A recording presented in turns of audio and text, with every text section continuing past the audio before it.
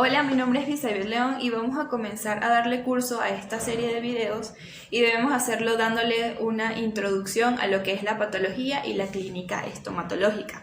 Este tema es de suma importancia ya que es necesario para la formación del odontólogo integral, así como para la realización de investigaciones científicas y los tratamientos terapéuticos que se realicen en los pacientes. Bien, por una parte encontramos a la patología oral como un área de la odontología que se encarga de estudiar la etiología, mecanismos fisiopatológicos y las consecuencias de las enfermedades que se desarrollan en la cavidad bucal, siendo esta base para el tratamiento y el manejo de las enfermedades que se puedan presentar en los pacientes. Y por otra parte encontramos a la estomatología, que es una ciencia que se encarga de estudiar todas aquellas estructuras que componen la cavidad bucal y las enfermedades que en ellas se presenten, teniendo como objetivos principales el diagnóstico, pronóstico, prevención y tratamiento de las enfermedades de la boca y de los órganos que la cavidad bucal comprende. Como podemos observar, la patología oral y la estomatología están íntimamente relacionadas y a través de ella podemos realizar un diagnóstico, que no es más que reconocer, analizar o simplemente darle nombre a una enfermedad o diferenciar una enfermedad de otra. Y el diagnóstico se puede hacer a través de diferentes tipos como diagnóstico clínico, diagnóstico radiológico, histopatológico, diagnóstico diferencial, entre otros. Y además del diagnóstico se debe realizar una exploración o examen clínico que se debe realizar bajo ciertas normas y criterios eminentemente científicos. Es muy importante que al momento de realizar el diagnóstico también hagamos un interrogatorio o anamnesis, que junto al examen clínico y en tal caso de junto a exámenes complementarios logren dar un diagnóstico certero. Todo esto es ideal para que encontrar el agente causal o la causa de las enfermedades que presenten los pacientes antes de aplicar un tratamiento o un procedimiento odontológico para que éste sea más específico y de esta manera logremos la recuperación total de los pacientes.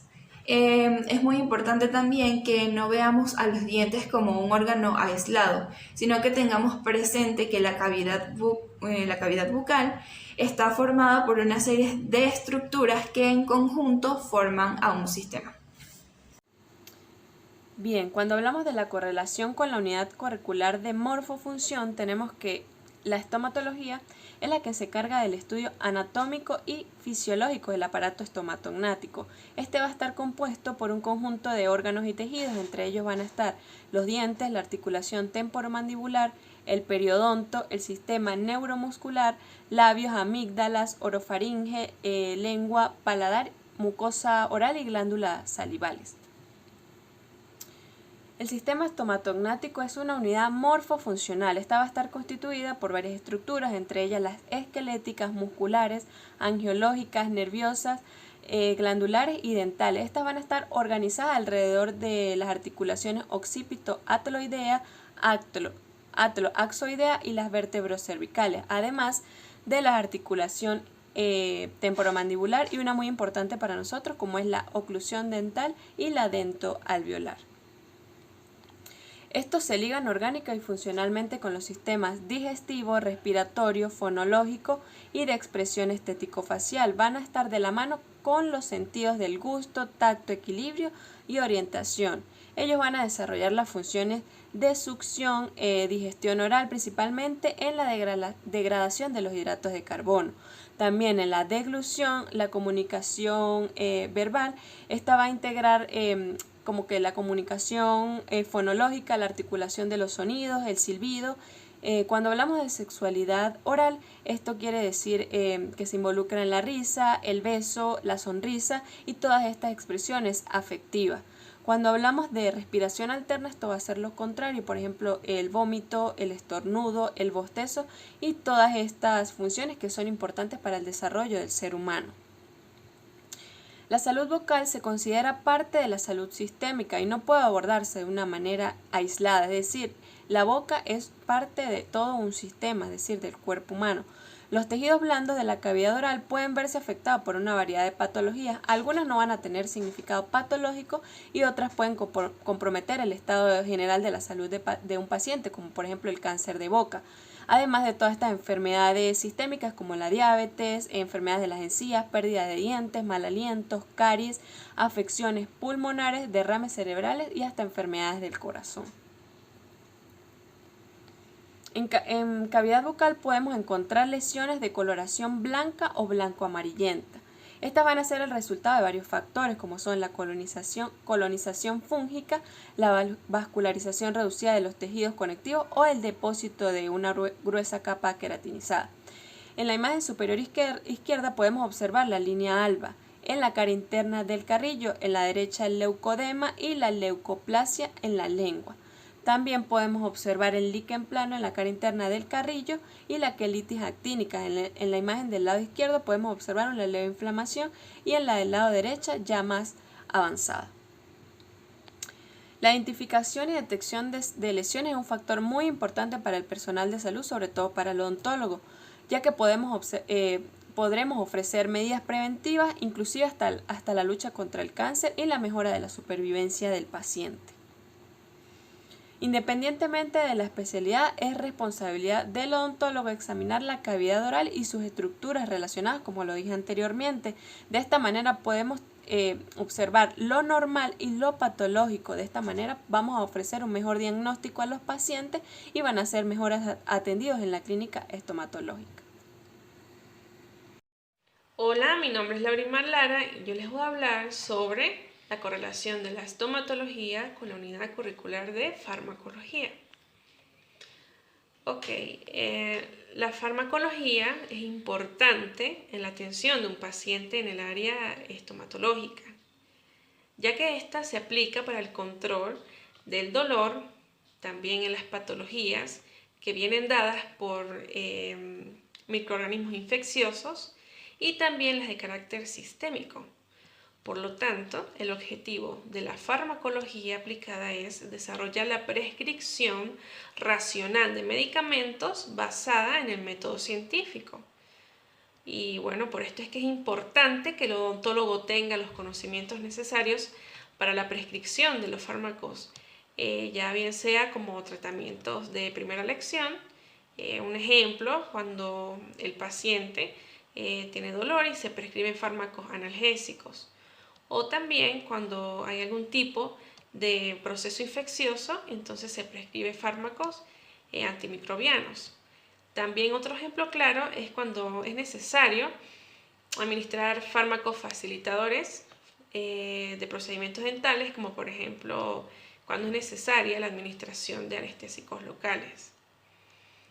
Y bueno, es por esto que la terapéutica farmacológica se relaciona íntimamente con la odontología para tratar las alteraciones bucales, o también otro caso en la que se relaciona es por los problemas relacionados con el uso de estos fármacos. ¿Por qué pasa esto? Porque el paciente puede estar en tratamiento con fármacos que anteriormente ya se estaba administrando y estos pueden originar efectos secundarios en la cavidad oral. O también estos fármacos pueden interaccionar con los fármacos prescritos por el odontólogo. Entonces, por todo esto, que además de conocer las características generales de los fármacos, debemos profundizar y saber su uso correcto y adecuado.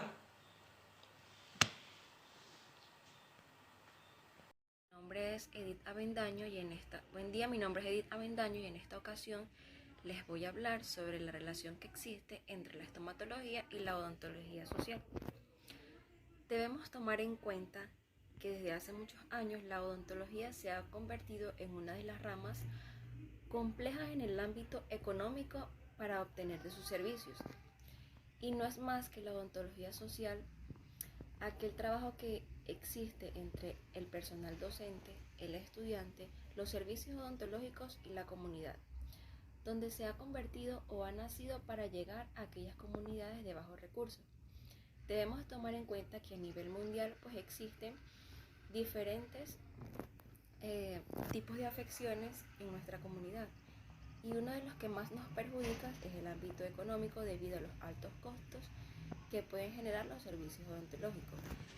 De ahí nace la odontología social, que es aquella que se presta en un proceso participativo en el cual se incluyen tanto el personal docente como el estudiante, y que lleva a través de sus conocimientos y de técnicas la modificación y el mejoramiento progresivo con el propósito de integrar la acción docente, estudiantil y comunidad mediante aquellos servicios odontológicos, aquellos servicios médicos en los que se encuentran los espacios en los que se pueden desarrollar las destrezas del estudiante de odontología. Los objetivos principales podemos mencionar que brinda una formación integral y humanística, ya que lleva a la odontología a otro medio para poder establecer aquella ayuda humanitaria que necesita llevar el odontólogo a aquellas comunidades con bajos recursos. Otro objetivo es desarrollar espacios de acciones y participación comunitaria, donde el personal, en este caso odontológico, se pueda desestresar, se pueda desarrollar aquellas habilidades para que exista la mayor participación comunitaria, es decir, que todas aquellas comunidades o poblaciones que se ven afectadas de cierto modo puedan acceder al servicio odontológico. Y como tercer objetivo debemos tomar en cuenta la promoción y la prevención de la salud bucal.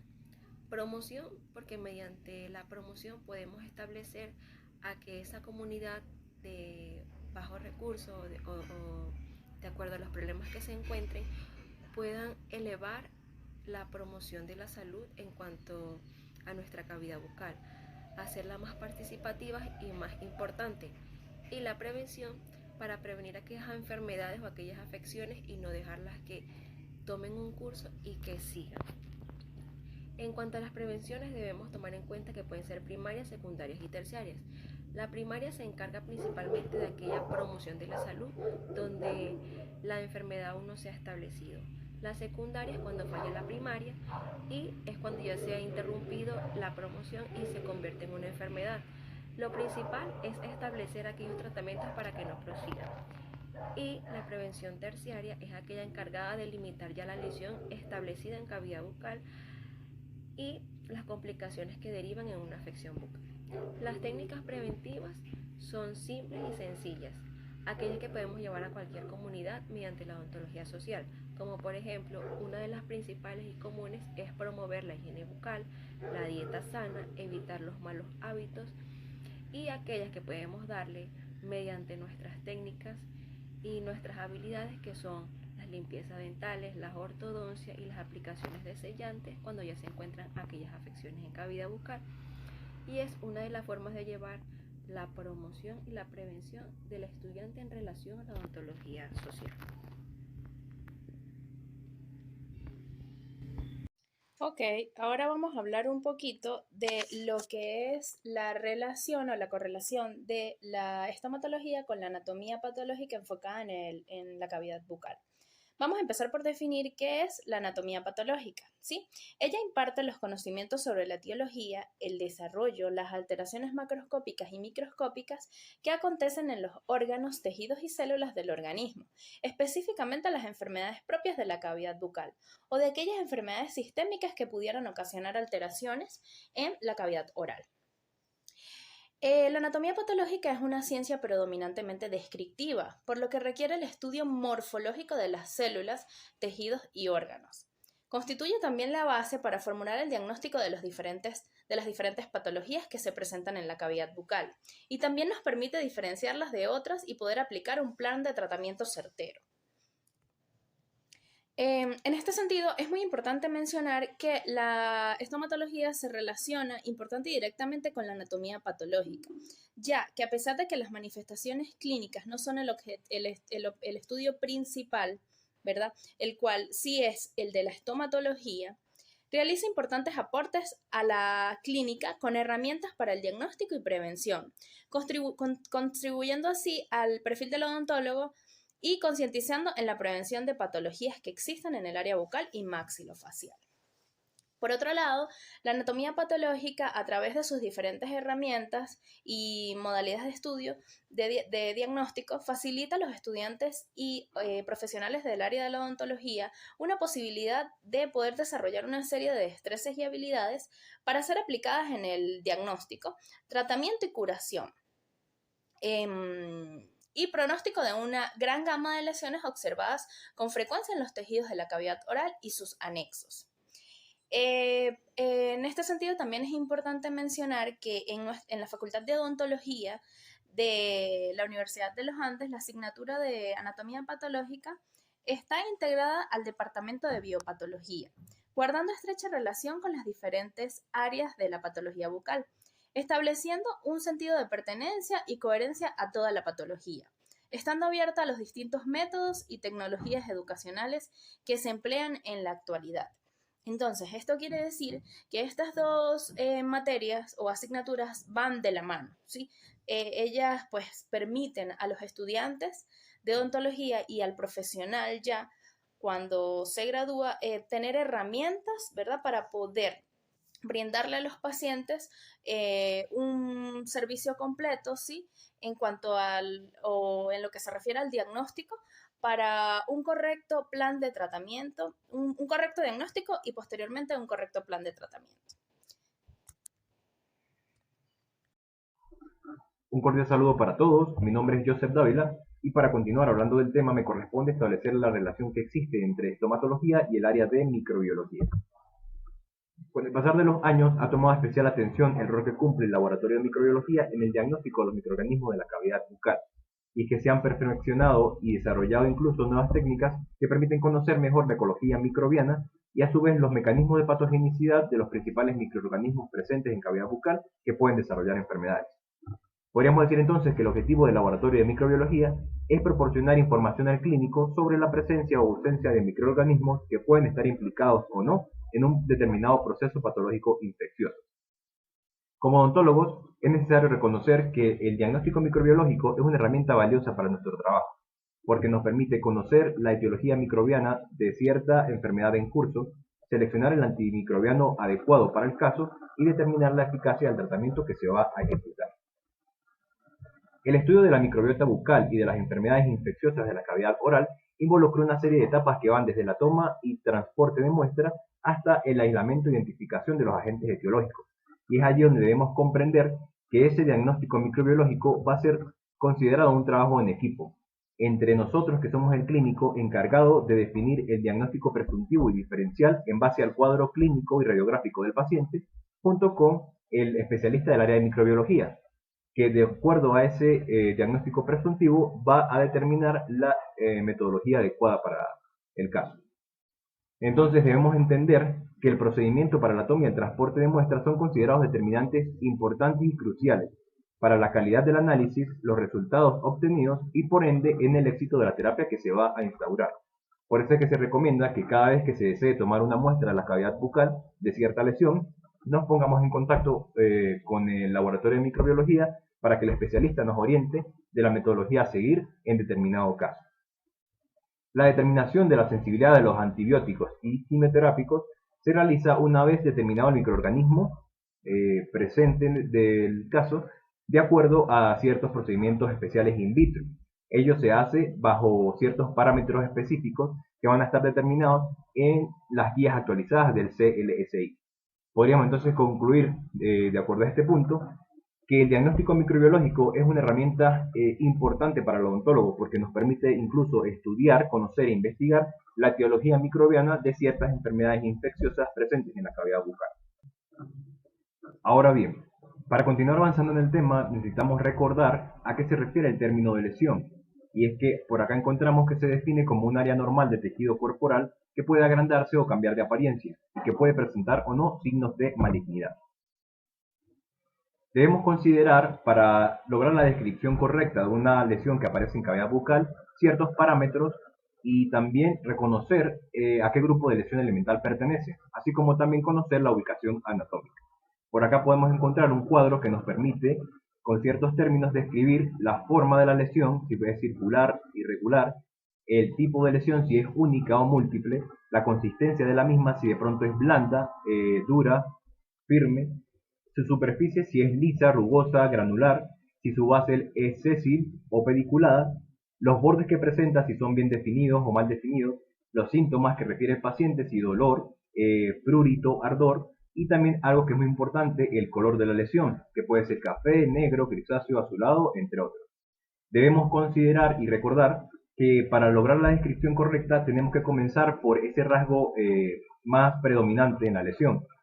Y, como mencioné anteriormente, reconocer a qué grupo de lesión elemental pertenece. Si no contamos con esta condición, se debe utilizar términos como aumento de volumen, asimetría, zona eritematosa, entre otras.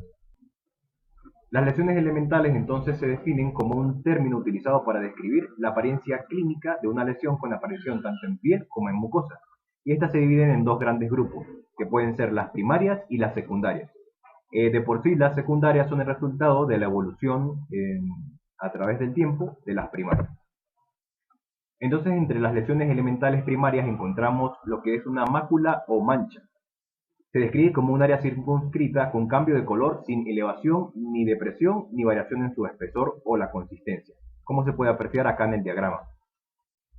Por lo cual no son apreciables a la palpación. Entre ellas vamos a encontrar ejemplos como tatuajes por amalgama, las pigmentaciones melámnicas, también zonas con hemorragia, entre otras. Otra lesión elemental va a ser la pápula. Ella se describe como una lesión sólida, elevada, con forma de cúpula o plana que tiene diámetro menor o igual a 5 milímetros. ¿Cómo se puede apreciar acá en el diagrama? La forma elevada. Su color va a ser similar al de la mucosa adyacente o también puede ir en tonalidades de blanco nacarado o rojo violáceo. Esta lesión puede ser de tipo única o múltiples, las cuales se pueden unir para formar una placa.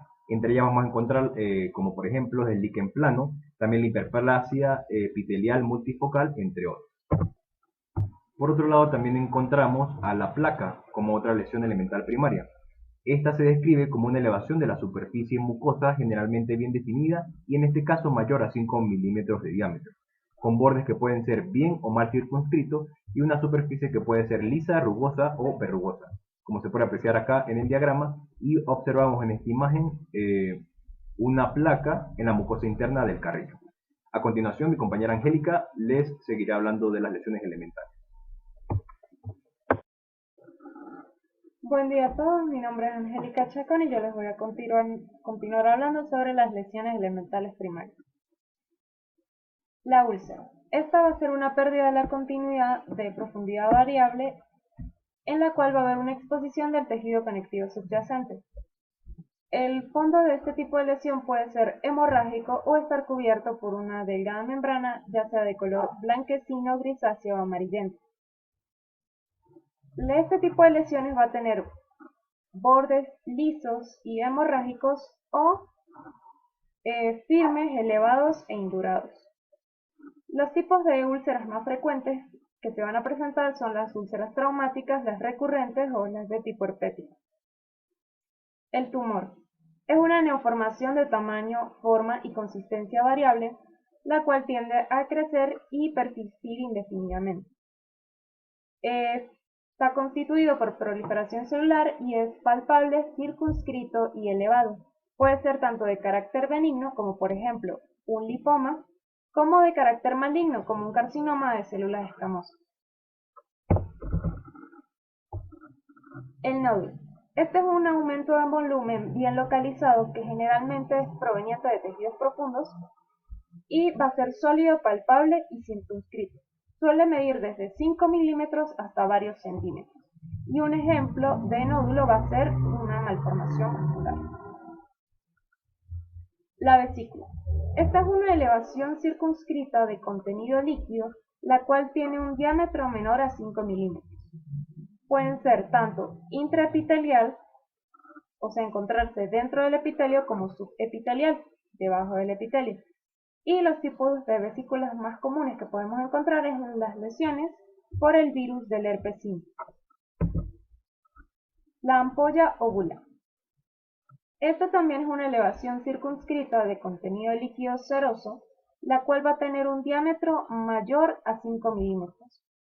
Puede formarse a partir de la unión de varias vesículas y por lo tanto puede ser tanto intraepitelial como subepitelial. Algunas patologías que presentan este tipo de lesión es el pénfigo y el eritema multiforme. La pústula.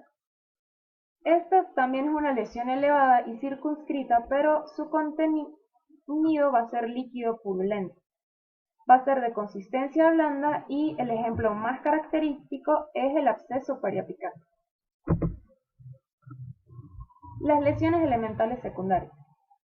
Como mi compañero mencionó anteriormente, las lesiones elementales secundarias se van a producir a partir de modificaciones en el curso de una lesión anterior o de una lesión primaria.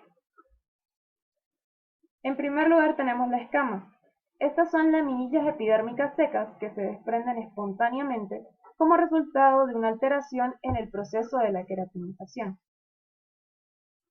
Es decir, ellas se van a formar a partir de una lesión previa, como por ejemplo la keilitis. La costra. Esta es una lesión sólida de consistencia variable que se produce como resultado de la desecación de la serosidad, pus o sangre junto con restos celulares y va a cubrir transitoriamente una lesión erosiva o ulcerada. El color va a ser variable de acuerdo al tipo de costra, ya sea serosa, serohemática o hemática. La fisura o grieta. Esta es una pérdida de la continuidad sin pérdida de sustancia, la cual se puede producir por una división de la mucosa.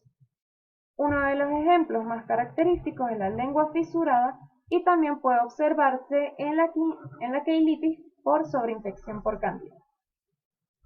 La cicatriz.